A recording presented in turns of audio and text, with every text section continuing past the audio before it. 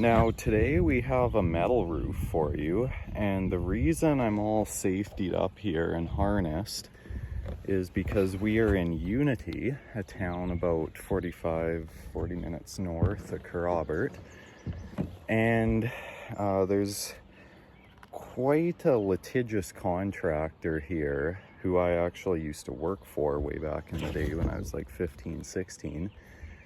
And I mean, I'm not going to name any names or anything, but last time we were doing a roof here, they actually called OH&S on us and got us shut down. So we're just not taking any chances this time. They already drove by today, so did a loop around in the end of the street there. So yeah, they definitely know we're here. But yeah, we're just going to play it safe and not take any chances. So I'll show you what we're doing. So this is actually a really neat style building. It's like a barn. It's a garage, but it's got the gambrel roof.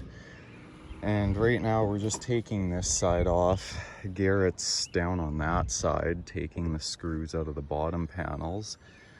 But I'm just working on pulling these off, and yeah, we'll get to putting the new ones on. Now, taking off old metal is fairly straightforward. These are the old style screws. So basically what differentiates an old and a new screw is the old ones don't have that little washer or little, I don't know what you call it, but it basically stops the end of the bit when it goes. But these ones don't have that, so they're easy enough to take out. But when you go to put it back in, it just, like, see how wobbly that is in the bit? So it's really hard to do. But the new ones, they got that piece on there, so when you press on it, it sits flat and it doesn't wiggle like that. So yeah, that's, and then you just collect all your old ones and throw them in your pouch. These ropes sure are a tripping hazard though, my goodness. Well, there he goes. That's probably the third or fourth time now one of them is driven by. Now, you know, that's just kind of creepy, honestly, to be driving by that many times. I don't know what to say. Oh yeah, and those guys also owe me over $400 in unpaid wages from when I used to work for them too, so. All right. Oh, he probably saw me filming him. He looked like he was gonna turn, but anyways, back to what we're doing here. I brought up some new flashing to put, I guess you could call it an eave flash. I don't really know what you call that, but it'll go over the edge, and we'll do that first, get the top done, and then we'll move along down. All right, so just moving into installing the new sheets. What happens first is we put our foam along the bottom. This is an expanding foam. It'll eventually come out quite a bit. And then I just square the sheet up with the edge of the plywood, and then that'll, you know, establish us a nice line. And then if you remember those old screws I was showing you, they didn't have that head on it like that. So see how it rides nicely on the edge so that doesn't wobble? Like, I mean, it's loose now, but when you're pressing on it, it doesn't wobble at all. So it's a lot easier to get a screw started. We pre-drill everything, but when you're going into the eave, there's not a pre-drilled metal there, so it's quite handy to have that feature on the screw. Now, moving right along here, the idea with the screws, with the rubber washer on there, is to try and tighten them enough that it'll seal, but not so much that it'll push the rubber out from under the metal washer, because when that happens, then the UV rays can get at it and it deteriorates it. So I'll do a demo here. And then you just want to tweak it right about there is right. So that rubber is still protected, but it is squished down. I noticed some people just torque them right down until the rubber blows out the sides. But then, you know, in 5 or 10 years, your screws will be done and your roof will start leaking. But yeah, the nice thing about pre-drilling is all your holes line up really nicely. So looks like a nice straight line and they're not all up and down. So yeah, this is going pretty quick. Now we're back here today. Yesterday we got the top all finished up, everything besides gable flash and ridge, which we'll have to wait to do after because we got to put those sides on first so they can overlap.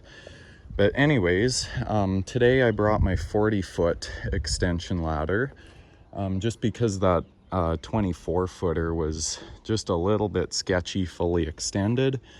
We won't have to go up there much today, mainly working on the sides, but this one will be quite a bit sturdier getting up to the sides too, because that is still quite a ways up. But anyways, I'll get this unstrapped and we'll get going. All right, so this side's all torn off except for that piece right there. Garrett's just working on pre-drilling the sheets, and we'll start from this side and I'll just deal with that later on. I guess I better rip that foam off before Garrett's done. All right, well that's it for today. We got all the panels on. Didn't really have time to do much videotaping because there is rain in the forecast coming this evening, so we wanted to get this up as soon as we could. Also got the gable flash on. That ladder really made a big difference, but that's all on. So now I also put the foam in under that, I guess, eave flash you could call it, but it's not really an eave. It's just a kink in the roof. But anyways, we'll be back tomorrow to do the same thing on the other side. Well, back at it today working on the other side here, and this is our last roll of foam. So I just sent Garrett to the co-op to go see if they have more, but almost at the end for taking the old panels off. Then I'll try and show you a little bit, if my GoPro has enough battery, of how we put these on.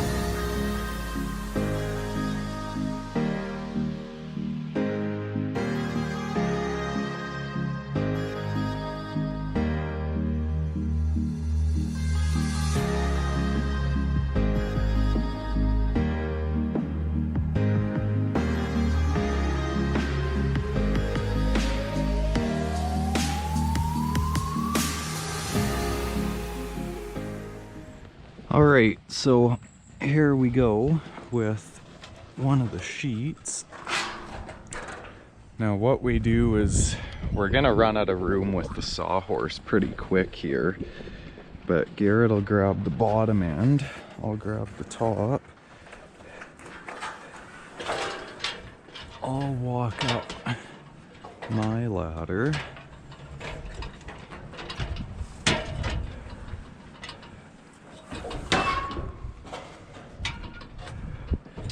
Now the wind has kind of picked up a little bit, so might be a bit tricky.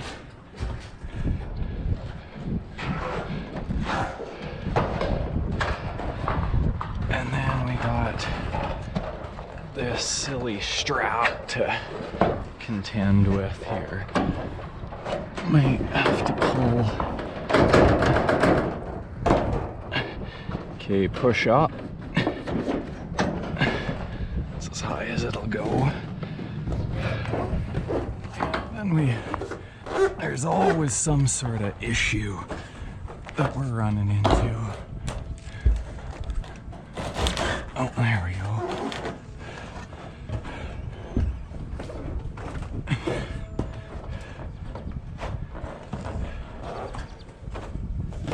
How are you for height?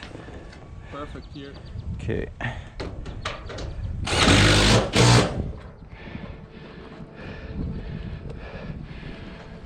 check my rib, make sure it's on there nice.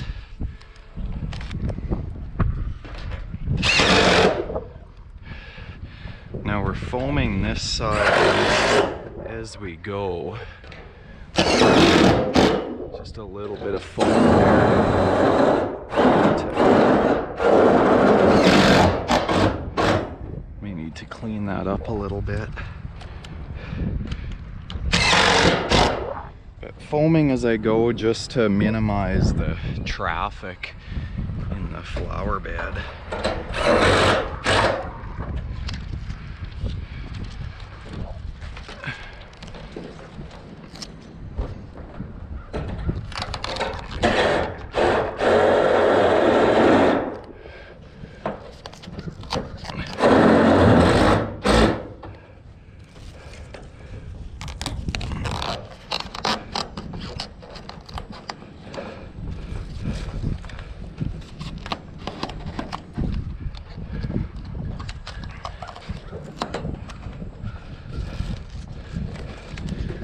Sort of lightly stick the foam up there so it's out of the way of the next panel, and then I take these bigger screws, and every second rib is plenty adequate.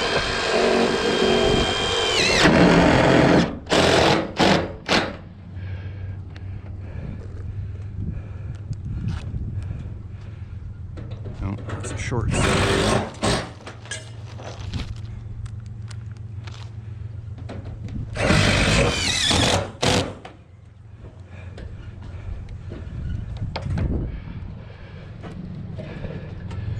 And then we can just go down the line.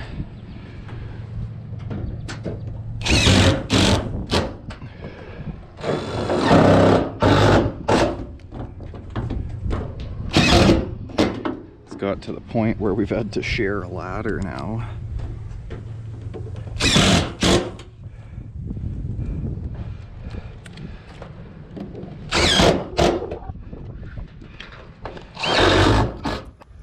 Alright, so just finishing up here, foaming the ridge. My GoPro died, so I can't really film this, but if you are curious how I do this, you can check out my Quonset video. I think I show that a little bit in there, but look at the profile on this ridge. Those screws just look really tight right now just because the foam is in there pushing it up. I have to go screw everything down, but it's just tacked for now, and you can see why I tack it is so that it holds it nice and straight.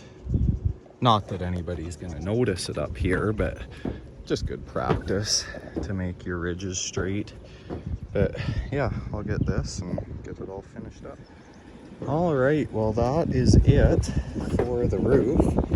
Here's just getting the trailer hooked up, and let's see how straight we got this ridge.